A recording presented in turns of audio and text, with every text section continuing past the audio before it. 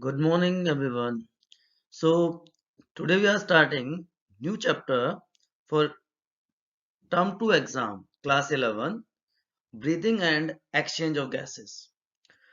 So आप सब familiar हो, आप 6 क्लास से पढ़ते आ रहे हो. What is respiration? तो सिंपल वर्ड्स में कहें तो exchange of O2 from atmosphere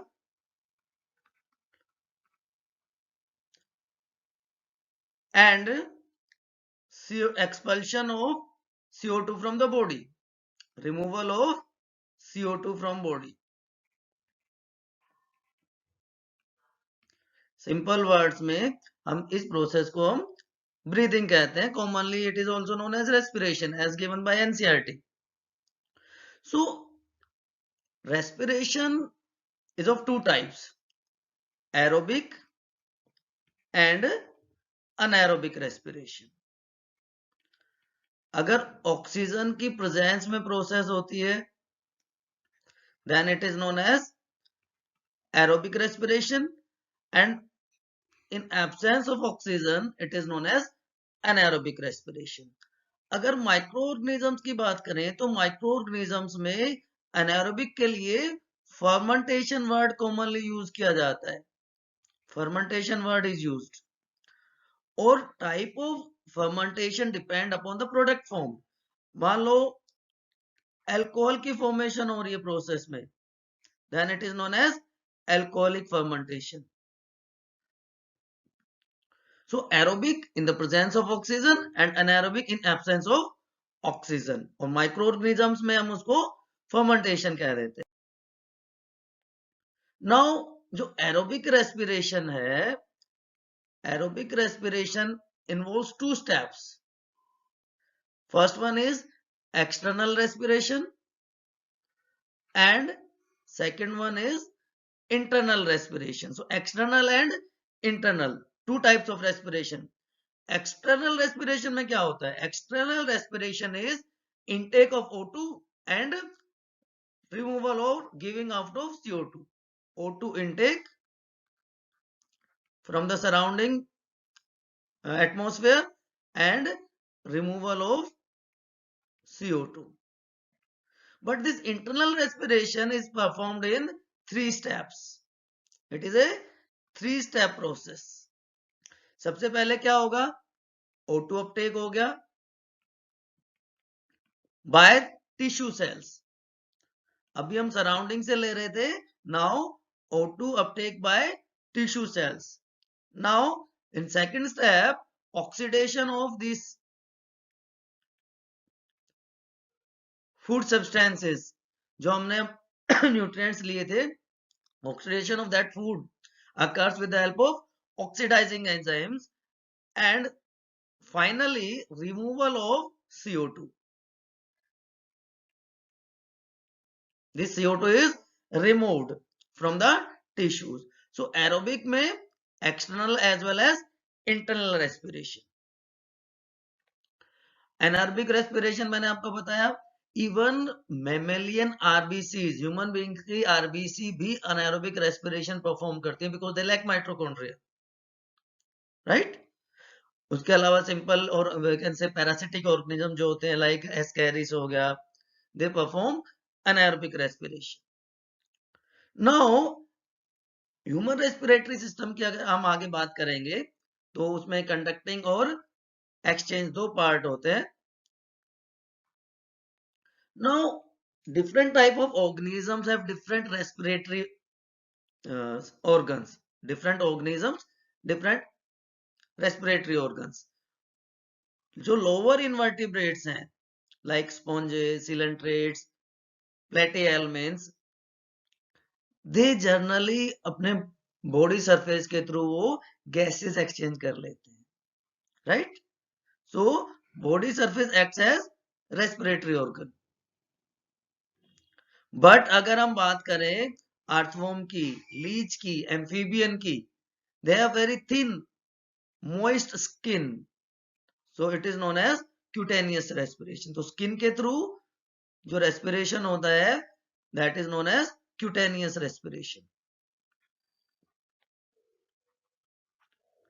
बाकी ऑर्गेनिजम्स में जैसे हमारे जो अर्थ्रोपोड्स में इंसेक्ट्स हैं, सेंटीपीड्स हैं, मिलीपीड्स हैं, स्पाइडर हैं, they have tracheal tubes. Tracheal tubes help in respiration. And fishes, tadpole larva and prawns, they have branchial respiration. Gills की हेल्प से उनमें रेस्पिरेशन होता है. एंड फाइनली अगर हम हायर ऑर्गेनिजम्स की बात करें, वर्टिब्रेट्स की बात करें, तो they use lungs for respiration. And जब रेस्पिरेशन लंग्स के थ्रू होगा, then it is known as pulmonary respiration. So as you can see, different organisms have different respiratory organs, starting from porifera to vertebrates. And as I was telling you, human respiratory system has two parts: air tract or respiratory tract we can say, and paired lungs. So respiratory tract in human being starts from, अब आपको ये सारी चीजें बहुत पहले से पढ़ते आ रहे हो, आपको पता होना चाहिए. रेस्पिरेटरी ट्रैक स्टार्ट कहां से होता है? एक्सटर्नल नोस्ट्रिल से. एक्सटर्नल नोस्ट्रिल से रेस्पिरेटरी ट्रैक स्टार्ट हो जाता है. और कहां पे आके खत्म होता है? कहां पे आके खत्म होता है? रेस्पिरेटरी ट्री पे आके खत्म होता है. इसके बीच के जितने भी पार्ट्स हैं, दे forms respiratory tract. External nostril से नेजल चैम्बर में, नेजल चैम्बर से इंटरनल लैरिस में, इंटरनल लैरिस से नेजोफेरेंक्स, नेजोफेरेंक्स से फिर ग्लोटिस, लैरेंक्स, ट्रैकिया. उसके बाद ब्रैंकियल ट्री शुरू हो जाएगा and then respiratory tree. We will discuss one by one. So this is the first part, conducting part जिसकी हम बात करते हैं. कंडक्टिंग पार्ट का मेन काम क्या होता है कि एल्वियोलाई तक जो एटमॉस्फेरिक एयर है उसको पहुंचाना, उसका क्लैरिफिकेशन करना, उसका ह्यूमिडिफिकेशन करना, जिससे जो बॉडी टेम्परेचर के इक्विवेलेंट उसका टेम्परेचर हो जाए. सो क्लैरिफिकेशन, क्लैरिफाई करना और उसको ह्यूमिडिफाई करना, ये दो मेन फंक्शंस हैं कंडक्टिंग पार्ट. तो सबसे पहला जो पार्ट आता है, जो रीजन आता है, दैट इज नोज, या पूरा पूरा हम कह सकते हैं nasal passage. We can call it nasal passage. तो nasal passage paired external nostril से स्टार्ट होता है, राइट? और इसमें नेजल पैसेज इंक्लूड होगा. So external nostrils,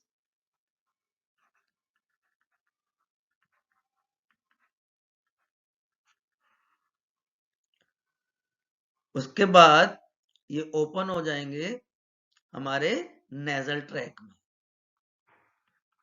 nasal track is divided into two parts with the help of this nasal septum. याद रखें आप लोग, नेजल सेप्टम इस नेजल ट्रैक को दो पार्ट में डिवाइड कर देता है. और जो नेजल ट्रैक है, नेजल पैसेज है, वो फंक्शनली तीन एरियाज में डिवाइडेड होता है, तीन पार्ट्स में डिवाइडेड होता है. सबसे पहला जो रीजन है, that is called vestibular region. First one is vestibular region. इसमें स्किन आ जाएगी, हेयर्स आ जाएंगे, और जो सिबेशियस ग्लैंड है, क्योंकि इनका मेन फंक्शन क्या है, जो डस्ट पार्टिकल्स हैं जो एयर के साथ आ जाते हैं उनको ट्रैप करना, जो that they can not reach to the lungs और एल्वियोलाई. सेकेंड पार्ट और second region is known as respiratory region. यहाँ पे स्पेशल टाइप का टिश्यू प्रेजेंट होता है. Respiratory region consist of pseudostratified, it consists of pseudostratified columnar ciliated glandular epithelium. It consists of pseudostratified columnar ciliated glandular epithelium. It is found in respiratory region. And third one is known as olfactory region. Third part of nasal passage is olfactory region. It have neurosensory epithelium. यहां पे क्या present है? Neurosensory epithelium. सो तीनों part मिलके क्या बनाते हैं? Nasal passage और नेजल ट्रैक. उसके बाद सेकंड रीजन आ जाता है हमारे रेस्पिरेटरी ट्रैक का, that is buccopharyngeal cavity. Buccopharyngeal, दो नाम आपको दिख रहे हैं इसमें, buccal cavity and pharynx. So buccopharyngeal cavity जो एंटीरियर पार्ट है, जो आगे का हिस्सा है, दैट इज बक्कल कैविटी, और जो पीछे का एरिया है दैट इज फेरेंजियल कैविटी। और दोनों के बीच में, बक्कल और नेजल कैविटी के बीच में ऊपर की साइड क्या प्रेजेंट होता है, पैलेट, एंटीरियर हार्ड पैलेट और पीछे पोस्टीरियरली सॉफ्ट पैलेट। आपने न्यूट्रिशन में ऑलरेडी पढ़ा हुआ है। और जो सॉफ्ट पैलेट का फ्रीली हैंगिंग पार्ट है दैट इज वूला। तो जो वूला है ये इंपॉर्टेंट स्ट्रक्चर है। इसका काम क्या है, ये डिवाइड कर देता है और जो कवर करता है हमारे नेजल पैसेज को, राइट। जो फेरेंजियल कैविटी को दो चैम्बर में डिवाइड कर रहा है, nasopharyngeal chamber and oropharyngeal chamber. और जब हम स्वेलोइंग करते हैं, during swallowing of food,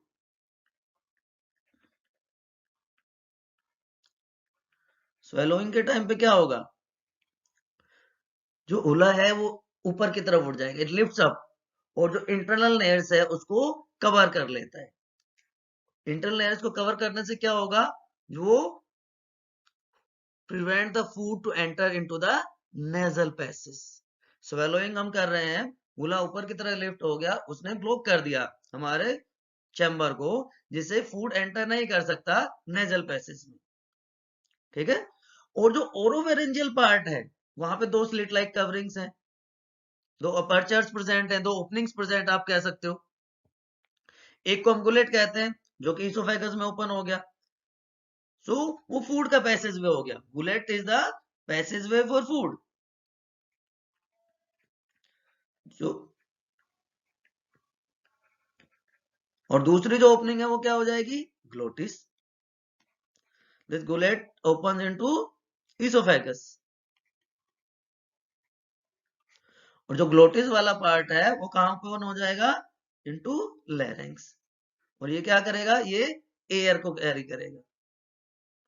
so it is a respiratory passage. तो हम कह सकते हैं कि pharynx is the only part where sorry food and air passage mix together. Pharynx is the common passageway for food and air. उसके बाद जो third part आ जाता है हमारा, that is known as larynx. Larynx sound producing organ होता है, हमेशा याद रखें, साउंड प्रोड्यूसिंग ऑर्गन है लैरिंक्स। और इस लैरिंक्स में दो वोकल कॉर्ड्स होती है, true and false vocal cord. Two type of vocal cords are present here, true and false vocal cords. Vibration in these vocal cords produces sound. इनमें जो vibrations हैं वही साउंड प्रोडक्शन के लिए रेस्पॉन्सिबल है, आप याद रखें। तो अभी तक हम कहां पहुंच गए, we started from external nares, nasal passage की हमने बात की, नेजल कैविटी जिसमें तीन पार्ट थे, नेजोफेरेंक्स, ग्लोटिस एंड लैरिंक्स। जो फ्लैप लाइक कवरिंग है जो फूड की एंट्री को रोकता है रेस्पिरेटरी ट्रैक में, वो ग्लोटिस हो गया। दूसरी तरफ क्या था हमारा, गुलेट था जो इसोफेगस में था, जो फूड पैसेज की ओपनिंग थी, right. Now from the larynx, अब लैरिंक्स में एक बहुत इंपॉर्टेंट, बहुत प्रोमिनेंट स्ट्रक्चर प्रेजेंट होती है। यहाँ पे क्या प्रेजेंट होते हैं, कार्टिलेजेस प्रेजेंट होते हैं। यहाँ पे डिफरेंट टाइप के कार्टिलेजेस प्रेजेंट होंगे, तीन पेयर्ड कार्टिलेज होते हैं एंड 3 अनपेयर्ड कार्टिलेजेस होते हैं। सो अगर नंबर की बात करें, टोटल नंबर कितना होगा, 3 अनपेयर्ड है और 3 पेयर्ड है कार्टिलेजेस। तो अगर हम बात करें पहले अनपेयर्ड की, तो सबसे पहला ग्लोटिस, हमने अभी डिस्कस किया था, glottis is passageway for air. Thyroid cartilage, largest cartilage, it is also unpaired. तो ग्लोटिस पहला हो गया, थायराइड दूसरा हो गया, and third one is cricoid. It is signet ring like structure. जो हमारी रिंग होती है उसके ऊपर जो भी हम जैम लगाते हैं उसकी वजह से सिग्नेट रिंग लाइक स्ट्रक्चर होती है, राइट. उसके बाद पेयर्ड जो कार्टिलेजेस है यहाँ पे, number 1 arytenoid, then cartilage of Santorini cartilage, and third one is um, cricoid cartilage. So glottis, thyroid, cricoid, arytenoid, Santorini, and what we left?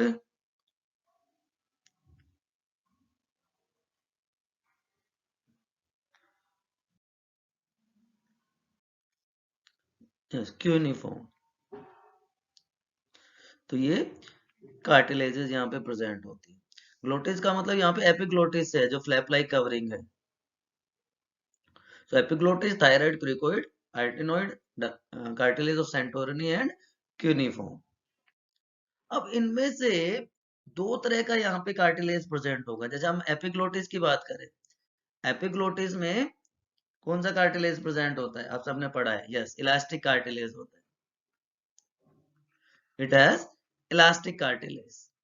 लेकिन बाकी बाकी जो है, चाहे वो हम थायराइड की बात करें, चाहे हम क्रिकोइड की बात करें, दे हैव हाइलिन कार्टिलेज. उनमें हाइलिन कार्टिलेज प्रेजेंट है. तो एक तरफ इलास्टिक कार्टिलेज है, दूसरी तरफ हाइलिन कार्टिलेज है. फर्क क्या आएगा, क्या प्रॉब्लम आएगी आगे जाके? जैसे जैसे एज बढ़ती है कैल्सिफिकेशन होता है, कार्टिलेज का भी कैल्सिफिकेशन होता है. लेकिन इलास्टिक कार्टिलेज में ओसिफिकेशन नहीं होता. Ossification occurs in hyaline cartilage. तो ये आपको ध्यान रखना है. फेरेंक्स का मैंने आपको बताया, लैरेंक्स वी डिस्कस. अब इसके साथ साथ एक और बोन यहाँ पे अटैच्ड होती है, and that is known as hyoid bone. यहाँ पे एक बोन प्रेजेंट होती है just above the larynx. But embryological origin के हिसाब से देखें तो embryologically it is considered as bone of skull. इसको स्कल बोन में हम कंसिडर करते हैं, but it is present just above the larynx. इसके अलावा यहाँ पे लैरेंजियल लिगामेंट्स प्रेजेंट होंगे लैरिंक्स में, और मसल्स प्रेजेंट होंगी. Ligaments and muscles are found, जो कि अटैचमेंट प्रोवाइड करते हैं उनको. वोकल कोर्ड्स, सिर्फ थ्रू वोकल कोर्ड्स में जो वाइब्रेशन होगा वो साउंड प्रोड्यूस करेगा. False vocal cord sound production में हेल्प नहीं करते हैं. उसके बाद नेक्स्ट पार्ट जो आता है हमारा, दैट इज ट्रैकिया. ट्रैकिया को हम विंड पाइप भी कहते हैं. ट्रैकिया और विंड पाइप.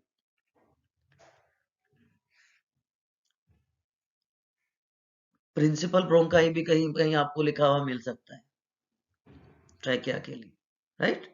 सो अगर इसकी लेंथ की बात करें तो it is 10 to 12 centimetre long structure. ज्यादा लंबा नहीं होता है. और 16 से 20 cartilaginous C shaped rings present होती है. 16 to 20 रिंग्स यहाँ पे प्रेजेंट होती है, which prevents collapsing of the respiratory tract और ट्रैकिया. ये जो रिंग्स हैं ये डोर्सल साइड में इनकम्प्लीट होंगी. डोर्सल साइड में ये रिंग्स इनकम्प्लीट होंगी. और जब ट्रैकिया थोरेसिक कैविटी में एंटर करेगा तो ये डिवाइड कर जाएगा. Trachea enters into the thoracic cavity and then it divides. अब लास्ट जो नीट एग्जाम हुआ उसमें क्वेश्चन आया था कि ट्रैकिया कहां पे डिवाइड करता है, कौन से लेवल पे डिवाइड करता है? फिफ्थ थोरेसिक वर्टिब्रे के रीजन में ट्रैकिया डिवाइड करता है. तो क्लियरली एनसीईआरटी में मेंशन्ड है, फिफ्थ थोरेसिक वर्टिब्रे के रीजन में ये डिवाइड करता है. राइट। तो ट्रैकिया में जैसे ही ये डिवाइड करेगा, थोरेसिक कैविटी में सॉरी ट्रैकिया जैसे ही डिवाइड करेगा तो इससे क्या बन जाएंगे, bronchi, different type of bronchi. तो प्राइमरी ब्रोंकाई से लेके आप ध्यान रखें, और जो टर्मिनल ब्रोंक्यूल है, अभी मैं आपको पूरा भी दिखाऊंगा कहां कहां पे क्या क्या होता है, ये सारा पार्ट मिलके क्या कहलाता है, this part is known as bronchial tree. ये सारी स्ट्रक्चर मिलके क्या कहलाएगी, ब्रैंकियल ट्री। क्या क्या है इसमें, प्राइमरी ब्रोंकाई है, इसमें सेकेंडरी ब्रोंकाई है, इसमें टर्शरी या सेगमेंटल ब्रोंकाई है। टर्शरी तो तीनों, primary secondary and tertiary bronchi.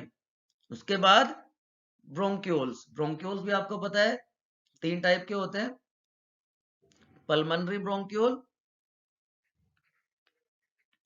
Pulmonary के बाद respiratory bronchiole and terminal bronchiole.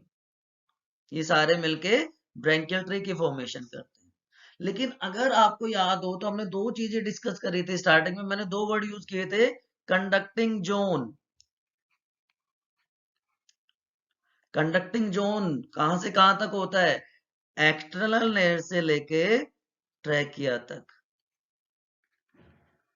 वो सारा क्या कहलाता है, कंडक्टिंग जोन। और जो मेन गैसेस एक्सचेंज होता है वो कहां होता है, रेस्पिरेटरी जोन में, that occurs in respiratory zone. तो रेस्पिरेटरी जोन कहां से कहां तक प्रेजेंट होगा, कंडक्टिंग जोन कहां खत्म होता है, ट्रैकिया पे नहीं खत्म होता है, इसीलिए मैं आपको चेक कर रहा था। ट्रैकिया के बाद ब्रैंकियल ट्री, तो ब्रैंकियल ट्री का लास्ट पार्ट क्या है, टर्मिनल ब्रोंक्यूल। तो कहां पे खत्म होगा, टर्मिनल ब्रोंक्यूल पे कंडक्टिंग जोन खत्म होता है, राइट। और टर्मिनल ब्रोंक्यूल के बाद रेस्पिरेटरी ब्रोंक्यूल से लेके और एल्वियोलाई तक, रेस्पिरेटरी ब्रोंक्यूल से लेके एल्वियोलाई तक का जो रीजन है, that is known as respiratory zone और exchange zone. It is actual site of gases exchange, right. तो यहीं पे डिफ्यूजन होगा O2 और CO2 का, मेन पार्ट यही है। तो ब्रैंकियल ट्री में कौन सी एयर प्रेजेंट होगी, डेड स्पेस वॉल्यूम। आगे हम जब टाइडल वॉल्यूम और कैपेसिटी डिस्कस करेंगे तब आएगा। तो branchial tree has dead space volume.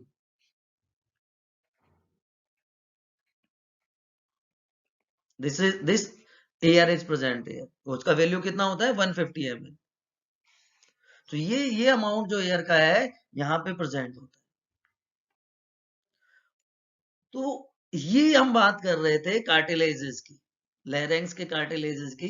ये एक ब्रॉड लेवल डायग्राम है, cricoid, thyroid, epiglottis, cricoid, cartilage, उसके बाद नीचे की तरफ ट्रैकिया स्टार्ट हो गया। And this bone actually it is present just above glottis, but it is considered as bone of skull. तो लैरिंक्स हमारा साउंड प्रोड्यूसिंग ऑर्गन हो गया और ट्रैकिया हमारा विंड पाइप हो गया।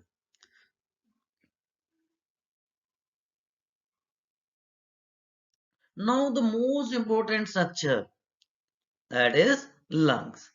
So आपको पता है lungs thoracic chamber में प्रेजेंट होते हैं, डायफ्राम उसको सपोर्ट करता है। पेयर्ड स्ट्रक्चर्स हैं, राइट एंड लेफ्ट। राइट जो लंग है इट इज 3 लोब्ड, और जो लेफ्ट लंग है वो 2 लोब्ड है। आप यहाँ पे देख रहे हो राइट लंग में 3 लोब्स हैं और लेफ्ट लंग में 2 ही लोब्स हैं, राइट मेन, क्वाड्रेट और क्वाड्रेट लोब। दोनों जो लंग्स हैं right and left, they have 2 layered covering, 2 membrane covering, outer parietal pleura and inner visceral pleura. और दोनों लेयर्स के बीच में फ्लूइड भरा होता है जिसको प्लूरल फ्लूइड कहेंगे। अब ये क्या करेगा, ये फ्रिक्शन को रिड्यूस करने में हेल्प करता है। अदरवाइज दोनों के दोनों लेयर जो है वो एक दूसरे से फ्रिक्शन की वजह से डैमेज कर सकते हैं एक दूसरे को। तो ये फ्रिक्शन को रिड्यूस करने में हेल्प करता है। अब कई बार क्या होता है, amount of this fluid amount of this fluid increases due to bacterial infection. Bacterial infection की वजह से कई बार इस प्लूरल फ्लूइड का जो अमाउंट है, जो वॉल्यूम है, वो बढ़ जाता है। तो उसकी वजह से क्या होगा, we feel problem in breathing problem. और उस कंडीशन का नाम क्या होता है, dyspnoea, problem in breathing problem होती है। ठीक है। It is also known as pleural effusion disease. It is also known as pleural effusion disease. तो इसको भी आपको ध्यान रखना है, प्लूरल इफ्यूजन डिजीज क्या है। अब स्ट्रक्चर को थोड़ा डिटेल में हम देखते हैं। यहाँ पे आपको लोब्स ज्यादा क्लियरली दिख रही होंगी। तो राइट में 3 है और लेफ्ट में 2 लोब्स है। थोरेसिक चैम्बर में डायफ्राम सपोर्ट करता है, राइट में 3 लोब, लेफ्ट में 2 लोब। और double membranous covering outer parietal inner visceral pleura, दोनों के बीच में प्लूरल फ्लूइड विच रिड्यूसेस फ्रिक्शन। इंटरनल स्ट्रक्चर की बात करें, ये बहुत इंपॉर्टेंट लाइन है, आप ध्यान से देखें। Bronchi bronchiole plus alveoli equal to lungs, right. अब देखें आप यहां पे जो राइट और लेफ्ट लंग की हम बात कर रहे थे, right lung and left lung. Right lung का वेट 625 ग्राम्स होता है, जबकि लेफ्ट लंग इज तो स्लाइटली लेस इन वेट। क्यों? क्योंकि यहाँ पे कार्डियक नोच होती है टू अकोमोडेट हार्ट। कार्डियक नोच अकोमोडेट हार्ट। और ये वाला पोर्शन जहां पे वो सपोर्ट होता है, दैट इज डायफ्राम।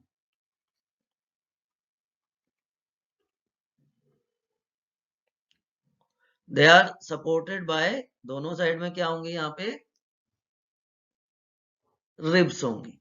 तो एक बहुत इंपॉर्टेंट स्ट्रक्चर यहाँ पे बनती है जिसको हम कहते हैं थोरेसिक केज। थोरेसिक केज की फॉर्मेशन यहाँ पे होती है।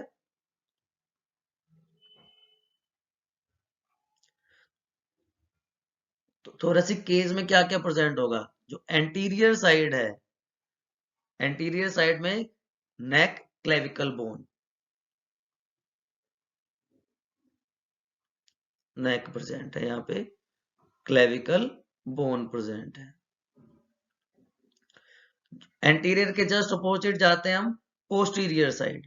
पोस्टीरियर साइड में क्या प्रेजेंट होगा, यहाँ पे डायफ्राम, अभी मैंने आपको बताया।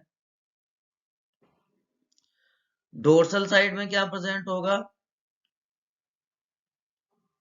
डोर्सल साइड में वर्टेब्रल कॉलम और रिब्स एंड वर्टेब्रल कॉलम।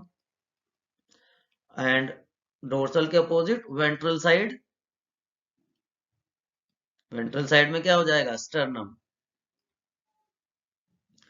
और इवन जो लेटरल साइड है वहां पे भी रिब्स उसको सपोर्ट करेंगे। सो ये सारी स्ट्रक्चर मिलके कॉम्पैक्ट बॉक्स बना देती हैं जो प्रोटेक्ट करता है हमारे लंग्स को, and that is known as thoracic cage. Thoracic cage बहुत इंपॉर्टेंट स्ट्रक्चर हो जाती है यहाँ पे। उसके बाद आता है कि कुछ ऐसी स्ट्रक्चर्स, मैं कुछ और चीजें आपको बता रहा हूं रेस्पिरेशन डिस्कस करने से पहले, कुछ और स्ट्रक्चर बता देता हूं। Alveoli structural and functional unit of lungs. Structural and functional unit of lungs are alveoli. Alveoli में दो तरह की सेल्स होती हैं, न्यूमेटोसाइट्स, न्यूमेटोसाइट 1 एंड 2। तो न्यूमेटोसाइट 2 जो है दे प्रोड्यूस लेसिथिन, एक केमिकल सिक्रेट करती हैं, lecithin is produced by pneumocyte 2। It is a phospholipid, it is a phospholipid जो जो एल्विलाई की जो मेम्ब्रेन है उसको रेप्चरिंग को बचाता है, राइट। यहाँ पे छोटे छोटे पोर्स होते हैं एल्विलाई में, जो पोर्स होते हैं जो हेल्प करते हैं गैसियस एक्सचेंज में। जो वॉल्स हैं एल्विलाई की, they have pores, they are known as pore of Kohn, right. Phagocytic cell जो यहाँ पे हैं एल्विलाई में, they are known as dust cells. Diagram के अकॉर्डिंग ये चीजें नहीं है, बट आई एम टेलिंग सब few important points regarding alveoli. यहाँ पे फोस्फोलिपिड लेसिथिन प्रेजेंट होता है, न्यूमेटोसाइट 2 रिलीज करती हैं जो कि रप्चरिंग से बचाता है सेल के सरफेस को। फैगोसाइटिक सेल्स को डस्ट सेल कह रहे हैं, और यहाँ पे जो गैप्स है सरफेस पे मेम्ब्रेन पे पोर्स है उनको पोर ऑफ क्यून कहा जाता है। Mammalian lung is spongy. It do not have any central cavity. तो इसमें मसल्स में नहीं होती, तो सेल्फ कॉन्ट्रैक्शन और रिलैक्सेशन की एबिलिटी नहीं होती इसमें, राइट। लेकिन डायफ्राम में रेडियल मसल्स होती है, तो जो कॉन्ट्रैक्शन है डायफ्राम का वो हेल्प करता है इन दिस प्रोसेस जिसको हम ब्रीदिंग कहते हैं। फर्स्ट स्टेप जो है रेस्पिरेशन का, पल्मोनरी वेंटिलेशन, यहाँ पे डायफ्राम का पोजीशन चेंज होता है, उसको हम अब डिस्कस करने वाले हैं। तो स्टेप ऑफ रेस्पिरेशन सबसे पहला हो गया ब्रीथिंग, उसमें एक्सपायरेशन, इंस्पायरेशन, एक्सेलरेशन, इनहेलेशन हो जाएगा। Then external respiration, gases transport, internal respiration और cellular respiration. One by one will discuss. तो first step mechanism of breathing that is inspiration. आप देख पा रहे हैं यहाँ पे इंस्पायरेशन एक्टिव प्रोसेस है, जबकि एक्सपायरेशन पैसिव प्रोसेस है। यहाँ पे डायफ्राम की में दो टाइप की मसल्स इंपॉर्टेंट हो जाती है। डायफ्राम में दो टाइप की मसल्स होती है, external intercostal muscles and internal intercostal muscles. EICM external intercostal muscles, IICM internal intercostal muscles. They causes contraction, they causes contraction, और जब कॉन्ट्रैक्शन होगा तो उसकी वजह से इंस्पायरेशन होगा, they help in inspiration. Internal intercostal muscle help in forced expiration, right? So what are the main changes, what are the prominent changes which occur during inspiration and expiration? आप देख पा रहे हैं यहाँ पे डायग्राम से आपको बहुत क्लियरली विजिबल हो जाएंगी चीजें। आप देखें इंस्पायरेशन में क्या प्रोमिनेंट चेंजेस है। सबसे पहले जो डायफ्राम है वो फ्लैट हो जाता है, डायफ्राम बिकम्स फ्लैट, जिसकी वजह से जो वर्टिब्रल कॉलम है उसका वॉल्यूम इंक्रीज हो जाता है due to contraction of diaphragm, due to flatness of diaphragm. Volume of thoracic cavity हम कह सकते हैं इंक्रीज हो जाता है।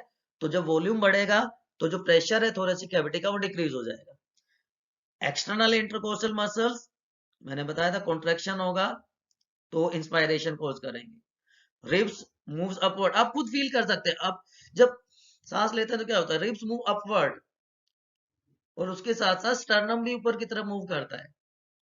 सो थोरेसिक कैविटी का वॉल्यूम बढ़ गया, थोरेसिक प्रेशर डिक्रीज हो गया तो लंग्स का एक्सपेंशन हो जाता है और जो इंट्रापल्मोनरी प्रेशर वो डिक्रीज करेगा।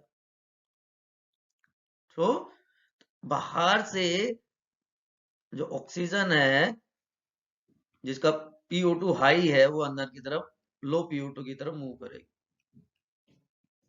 इसको दूसरी तरह से देखते हैं, एक्सटर्नल इंटरकोस्टल मसल्स कॉन्ट्रैक्ट करती, डायफ्राम फ्लैट हो जाता है, वर्टिब्रल कॉलम का वॉल्यूम इंक्रीज करता है, रिब्स और स्टर्नम ऊपर की तरफ मूव करती है. सो फाइनली जो थोरेसिक प्रेशर है वो डिक्रीज करेगा, बट थोरेसिक कैविटी का वॉल्यूम इंक्रीज करता है. दो चीजें हैं, प्रेशर कम हो जाएगा, कैविटी का वॉल्यूम बढ़ जाएगा, तो लंग्स का एक्सपेंशन हो जाएगा, और उसकी वजह से एयर जो है बाहर से अंदर की तरफ आती है, ऑक्सीजन की एंट्री हो जाती है. सेम टाइम पे जो इंटरनल इंटरकोस्टल मसल्स हैं उनकी अल्फा एक्सपायरेशन होता है. याद रखें, इंस्पायरेशन एक्टिव प्रोसेस है, while expiration is passive process. It is a passive process. Just उल्टा हो जाएगा. अब जो जो डायफ्राम है वो डोम शेप्ड हो जाएगा, रिलैक्स करेगा, तो रिब्स जो है डाउनवर्ड, इंटरकोस्टल मसल्स डाउनवर्ड्स, थोड़ा से कैविटी का वॉल्यूम डिक्रीज हो गया क्योंकि डायफ्राम डोम शेप्ड हो गया, और पल्मोनरी वॉल्यूम डिक्रीज हो जाता है, तो प्रेशर ज्यादा हो जाता है, हाई प्रेशर क्रिएट हो जाता है, PCO2 राइजेस अप, जबकि आउटसाइड जो है PCO2 इज लो, तो हाई से लो की तरफ मूव करती है CO2, और फोर्सफुल एक्सपायरेशन में मैंने आपको बताया था इंटरनल इंटरकोस्टल मसल्स का कॉन्ट्रैक्शन होगा, जिसकी वजह से air is rushed out. So total mechanism की ये बात कर रहे हैं, expiration as well as inspiration. So in today's lecture 1, in this chapter, we discuss different respiratory organs, types of respiration, parts of human respiratory system, and different steps, जो कि 5 step की पूरी प्रोसेस होती है रेस्पिरेशन की. उसका पहला step breathing, mechanism of breathing, expiration and inspiration we discuss. Then in next class we'll discuss different respiratory volumes and capacities. Okay. For any doubt, you can write in comment section. Keep revising. Good luck.